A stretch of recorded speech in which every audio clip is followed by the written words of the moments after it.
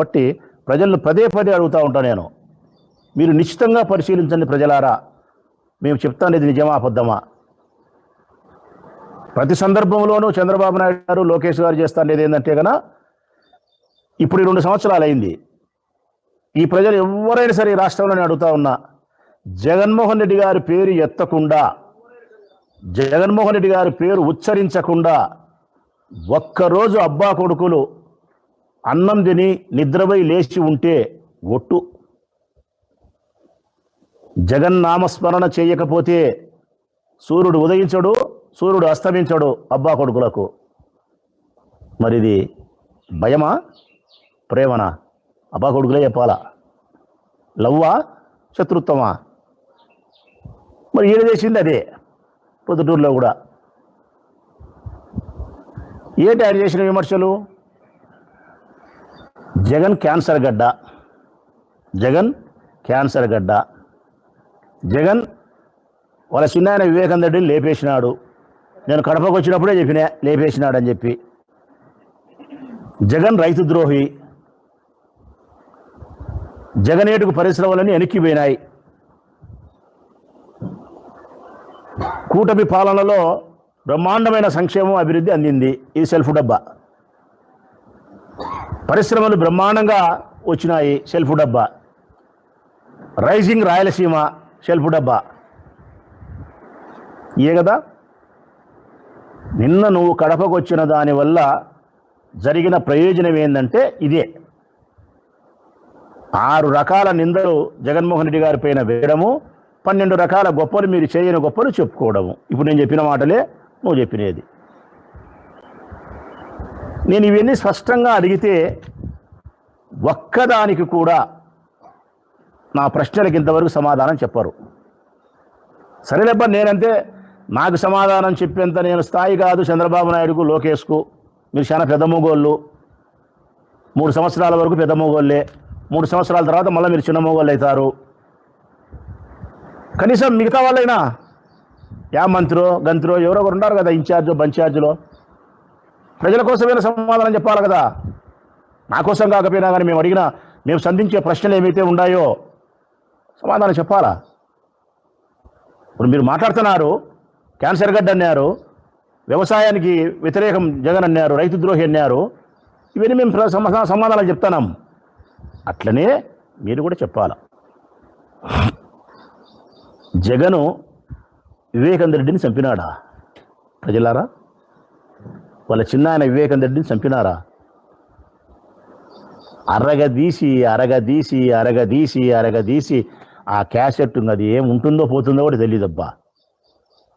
మొన్నటి వరకు అయితే అవినాష్ రెడ్డి పేరు ఉచ్చరించినారు, మెల్లిమెల్లిగా అవినాష్ రెడ్డి పేరు మర్చిపోయి భారతమ్మ పేరు, జగన్ పేరు చెప్పడం మొదలుపెట్టినారు.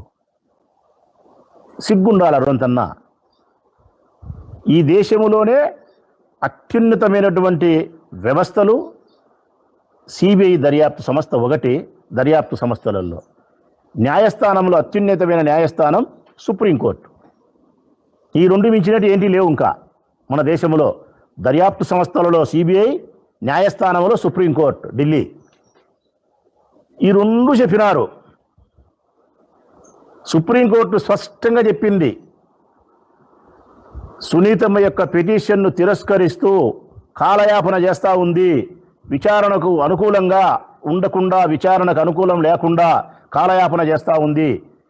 ఈ కేసు విషయంలో జగన్మోహన్ రెడ్డి గారిని విచారించాల్సిన అవసరం లేదు, కేసులో ముద్దాయి కాదు, విచారణ చేయాల్సిన అవసరం లేదు అని చెప్పి సుప్రీంకోర్టు చెప్పిన తర్వాత సిబిఐ అనే గొప్ప దర్యాప్తు సంస్థ ఈ కేసులో మరొక ఎవరిని విచారణకు పిలిచాల్సిన అవసరం లేదు, మరొక ఎవరిని ముద్దాయిలు చేయాల్సిన అవసరం లేదు, ఇంతకంటే ఇంకా నేర పరిశోధన చేయాల్సిన అవసరం లేదు, మేము వేసిన అడిషనల్ ఛార్జెస్తో క్లోజ్, మీరు ట్రయల్స్కి పోవచ్చు అని చెప్పి సిబిఐ చెప్పిన తర్వాత కూడా, సుప్రీంకోర్టు చెప్పిన తర్వాత కూడా జగన్మోహన్ రెడ్డి గారు వివేకానందరెడ్డి లేపేసినారు, నేను ఆనాడే కడపలో చెప్పినా అంటే నువ్వు సిబిఐ దర్యాప్తు సంస్థ కంటే గొప్పవానివే లోకేష్?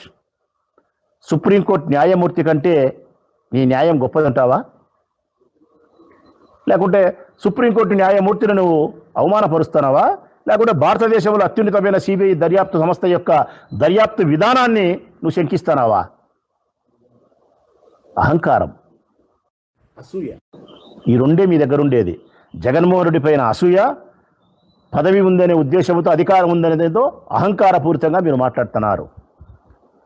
ఇది వివేకానంద రెడ్డిని జగన్మోహన్ రెడ్డి గారు చంపినారన్నది అబద్ధం.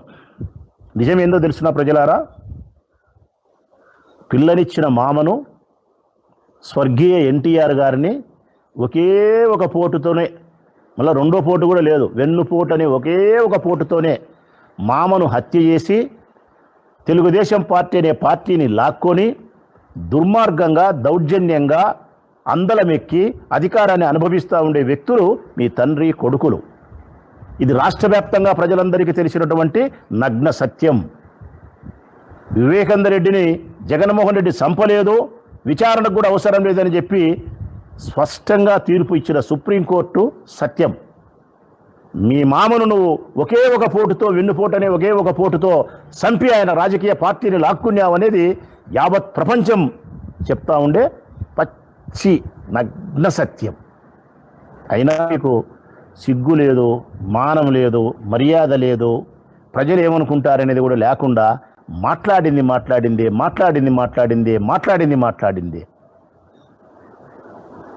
రెండవది, జగన్ క్యాన్సర్ గడ్డనా?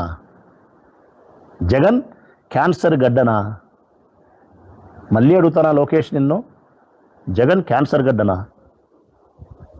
శరీరంలో ఎక్కడైనా క్యాన్సర్ ఒక్క అవయవానికి వస్తే, శరీరంలో ఏ అవయవానికైనా క్యాన్సర్ అనేది ఒకటి వస్తే శరీరాన్ని అంతా కూడా నిర్వీర్యం చేసేస్తుంది, అవయవం ద్వారా మరణాన్ని సంభవింపజేస్తుంది. జగన్ అనే వ్యక్తి క్యాన్సర్ గడ్డ అయితే ఈ రాష్ట్రానికి అవరోధం కావాలా? ఇది ప్రజలను అడుగుతామా మనము? రెఫరెండం తీసుకున్నామా ప్రజలను మనము? ఈ రాష్ట్రానికి జగన్ క్యాన్సర్ గడ్డనా, లేకుంటే రాయలసీమలో పుట్టిన రత్నమా అని అడుగుదామా? మీరు ఒక పక్క రాయండి జగన్ క్యాన్సర్ గడ్డ ఈ రాష్ట్రానికని, మరొక పక్క మేము రాస్తాం రాయలసీమలో పుట్టిన రత్నం జగన్, ఈ రాష్ట్ర ప్రజలకు దొరికిన అమూల్యమైన సంపద జగన్ అని చెప్పి మేము రాస్తాం. రెఫరెండం మొదమా? మేము గన ఓడిపోతే జీవితాంతం వైఎస్ఆర్ కాంగ్రెస్ పార్టీ ఈ రాష్ట్రంలో ఉండదు. రెఫరెండం తీసుకున్నామా? అర్థంలే మాటలు మాట్లాడితే. జగన్ అనే వ్యక్తి ఈ రాష్ట్ర ప్రజలకు, భావితరాల భవిష్యత్తుకు బంగారు బాట వేసే గొప్ప నాయకుడు. ఇది భవిష్యత్ కాలంలో చరిత్ర చెప్తాది జగన్ ఎంత గొప్ప నాయకుడు అనేది. ఒక్కసారి అవకాశం ఇస్తేనే చెప్పింది. 19, 24, 5 సంవత్సరాల కాలంలోనే ప్రజలు చెప్తా ఉన్నారు. ఇంకా చాలా కాలం ఉంది, ఆ కాలమే తీర్పిస్తుంది. నేను స్పష్టంగా చెప్తా ఉన్నా, రాయలసీమలో పుట్టిన రత్నమే జగన్. ఈ ఆంధ్రప్రదేశ్ రాష్ట్రానికి అమూల్యమైన సంపద జగన్. క్యాన్సర్ గడ్డ ఎవరంటే గన ఈ ఆంధ్రప్రదేశ్ రాష్ట్రానికి క్యాన్సర్ గడ్డ లాంటి వాడు మీ నాయన.